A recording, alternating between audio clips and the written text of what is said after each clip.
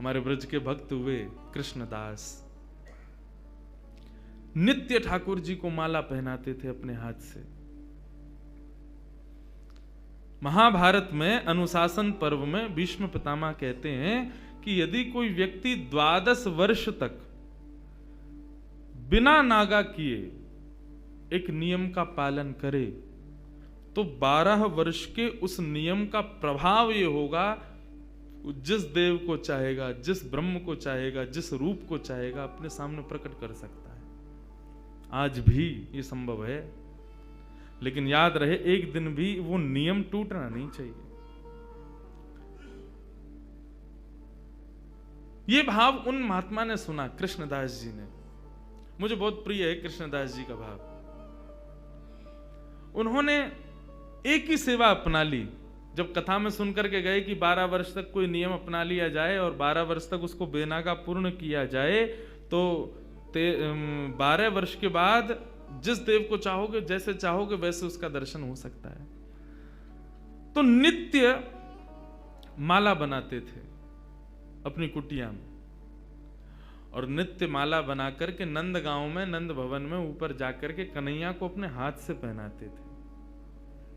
और उनका भाव केवल इतना था, कन्हैया मैं ये नियम इसलिए अपना रहा हूं कि मैं चाहता हूं जिस दिन 12 वर्ष पूरे हों, 13वें वर्ष का पहला दिन प्रारंभ हो, उस दिन मैं ना आऊं, मेरा कन्हैया मेरे कुटिया पे आए, मैं वही माला पहनाऊंगा। मेरा बस यही नियम है। नित्य ठाकुर जी को माला पहनाते, और माला पहनाने के बाद में कन्हैया के कान में बोलते, लाला 2 साल हो गए, केवल 10 साल रह गए।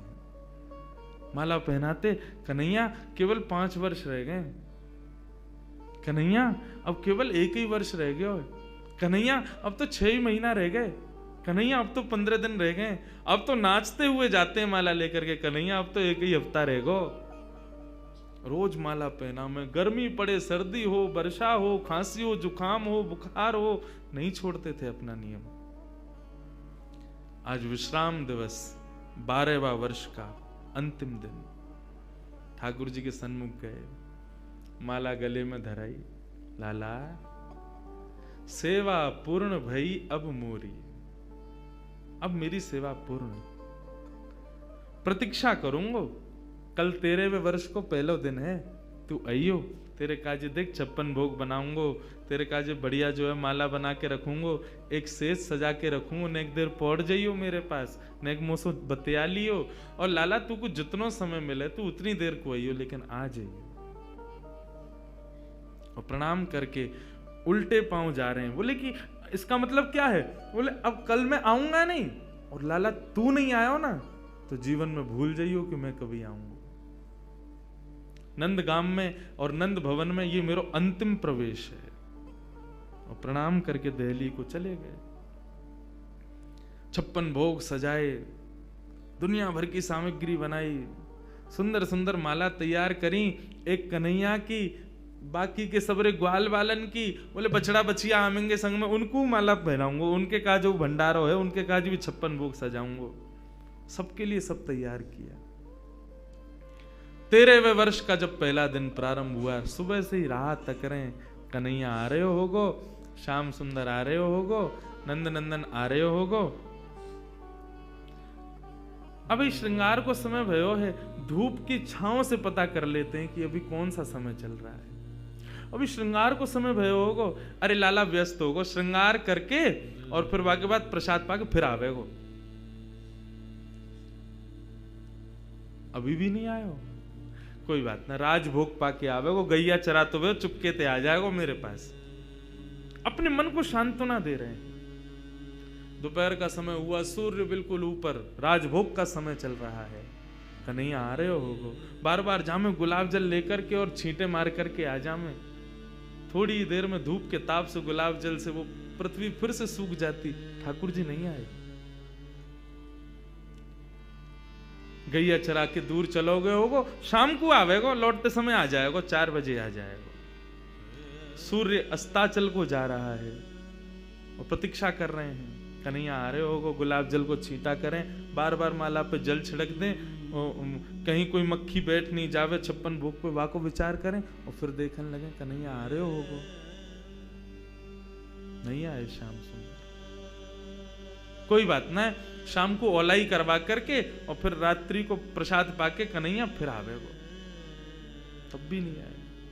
शयन का समय हो गया, बाबा एक टक बस बैठे हैं, कन्हैया आ रहे होगा। है सके नंदरानी यशोदा नंद बाबा को शयन करवा के आवे गो। रात्रि हो गई, नहीं आए ठाकुर जी। कृष्णदास जी मुस्कुराने लगे। 12 साल से एक टक बिना नागा किए अपने नियम में लगा हूं, आज तक कुछ नहीं मांगा कन्हैया से, केवल ये मांगा कि मेरी कुटिया पे आ जाइयो, मेरे हाथन से माला पहनो, वामू श्रम है रोया को। तुरंत अपने 56 भोग को पूरा एक पोटला बनायो, माला उठाई, सब सामान वहां से तुरंत धर लियो और कुटिया में तालो लगा करके बाबा निकल गए नंदगांव से। बोले जीवन में नहीं आऊंगा, मेरे जीवन को सबसे बड़ा अपराध है गयो, मैंने 12 साल या कन्हैया को दे दिए या श्याम सुंदर को दे दिए। अरे काय बात को श्याम सुंदर, काय बात को कन्हैया, काय बात को दयालु, एक भक्त की एक मनोकामना ना पूरी कर सके। ना रहनो अब यहां पे। जैसी जाने लगे तो मार्ग में गायों का झुंड जा रहा था। जैसे उस झुंड में प्रवेश करने लगे, सोचते हुए जा रहे हैं, कुछ विचार नहीं हो रहा है। जैसे भीतर प्रवेश करने लगे, इतने में ही एक ग्वारिया आया और ग्वारिया ने आकर के हाथ पकड़ो, बाबा बाबा बाबा गैया चढ़ जाएंगी ऊपर। पीछे मुड़ करके देखो तो नन्नो सो एक बालक, ऊंची धोती पहनी, सिर पर स्वाफा पहनो भयो है और एक लठिया को अपने कंधा पे लगा करके वापस दोनों हाथन को टांग करके और बाबा के पास आयो है। बाबा गैया चढ़ जाएंगी, अभी मत जाओ, गैयान को जान दो पहले। बाबा बोले कौन की गैया है ये? बोले नंद बाबा की गैया हैं। कितनी गैया और हैं? बोले अभी बाबा बहुत हैं।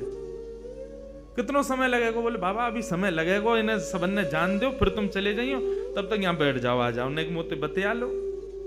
बाबा बैठ गए, पूछने लगे कहां से हो, क्या हो, कैसे, कहा, सब बात चलने लगी। बोले वो सब बाद में बताऊंगा बाबा, ये बताओ यहाँ में तो देसी घी की सुगंध आ रही है, या मैं कहा धरो भीतर? बोले अब कहा बताऊं तो को, ये छलिया माखन चोर ऊपर बैठो का कपटी एक नंबर को, या के काजे 56 भोग बनायो, आयो नहीं, जा रहा हूं छोड़ छाड़ के। बाबा तो फिर या को का करोगे? बोले आप का करूंगा, नेक दूर जाके मैं खा लूंगा। बोले नेक दूर जाके का खाओ, यहीं खा लो, नेक नेक मुंह को दे दियो। बाबा बोले हाँ ठीक है भाई, चल यहीं खा लें। पोटली खोल करके सब निकाल के सामग्री और बाबा ने खाई। ले तू भी ले ले। बाबा मेरे हाथन में गोबर लग रहा है, गंदे हरे, धोबे जानो पड़ेगो, कहां ते जल लाऊंगो? तो कैसे होगी? बोले आप खवाए दो ना अपने हाथ से। बाबा बोले अच्छा, ऐसे ही तेरो स्वामी, ऐसी सबरे गांव के बहु सेवा करवावे, तुम सेवा करवा लो। जान भी प्रेम ते ना दे रहे मुंह को, अब वो अपनी सेवा करवावे गो। पूरा गांव ही 100 है। बाबा एक स्वयं पामे और प्रभात सेवा ग्वारिया को पवा में, फिर स्वयं पामे, फिर ग्वारिया को पवा में। पवाते पवाते पवाते बाबा ने जैसी ग्वारिया को देखो, नेत्र लाल पड़ गए, नेत्रों से अश्रुधार बह रही है। बोले अब रोका ही को रोए? बोले मैं यहां हमारे रो रहा हूं बाबा, तुमने आज माला ना धराई मुंह को। बाबा ने कही कौन है तुम? इतने में ठाकुर जी खड़े भये, श्याम स्वरूप प्रकट भयो, मोर मुकुट प्रकट भयो, लकुटी प्रकट भई, वंशी प्रकट भई। ठाकुर जी को सर्वांगन स्वरूप प्रकट है गयो और प्रकट है करके बाबा को दर्शन देने लगे। बाबा मैं आ गयो, प्रसाद पा लियो, ले माला पहना मुंह को। आज मेरो पूरे दिन मन ना लगो, क्योंकि 12 साल ते रोज तेरे हाथन की बनी माला नित्य मेरे अंग को स्पर्श करती। मुंह को ऐसा ना लगता कि माला स्पर्श कर रही है, मुंह को लगती कि मेरो कृष्णदास मुंह से लिपटो भयो है। आज पूरे दिन व्याकुल रहो बाबा में, मुंह को जल्दी अपनी माला पहना, और तू माला पहना के आज मेरो आलिंगन कर ले। कृष्णदास क्रोध में देख रहे हैं। नहीं पहनाऊंगा, आज नहीं पहनाऊंगा, आज ये माला किसी और के गले में जाएगी। ठाकुर जी बोले कौन के गले में? बोले मैं यह विचार कर रहा हूं कि मैंने बरसानो जावे को मन बनायो तो कन्हैया प्रकट है गयो। यदि ये माला जाकर के किशोरी जी को ही धरा दूंगा और वहीं जाकर के उनके चरणन में ही रहूंगा, जहां जावे की इच्छा मात्र से कन्हैया प्रकट है गयो। यदि वहीं निवास करूंगा तो कन्हैया तो रोज आवेगो। ठाकुर जी हाथ पकड़े, पांव पकड़े, कृष्णदास बोले अब ना रुकूंगा, अब तो किशोरी जी के चरणन में ही जाके रुकूंगा। सीधे दौड़े, पीछे पीछे ठाकुर जी दौड़ रहे, अरे बाबा रुक जा, अरे नेक रुक जा, मेरी सुन तो ले। बोले जो कहनी है मां अदालत में आके पेशी करियो, अब तो मैं वहीं रहूंगा। दौड़ करके गए और जाकर के सबसे पहले अपना नाम बदलो, अब ते मैं राधा दास। किशोरी जी के चरणन में जाकर के माला धरा दी और जैसे ही प्रणाम करके किशोरी जी को देखो है तो वही किशोरी जी में श्याम सुंदर, वही श्याम सुंदर में किशोरी जी, ऐसा भाव उनके सामने प्रकट है गए। कहने को अभिप्राय भागवत भी इस बात को स्वीकार करे कि तस्य भाव प्रभावेण विरहोस्मान न संस्पृशेत। यदि किशोरी जी की शरण ले ली जाए तो ये श्याम सुंदर कभी कोई विरह ना दे सके। ये श्याम सुंदर नित्य किशोरी जी के ही हैं, उन्हीं के ही हैं।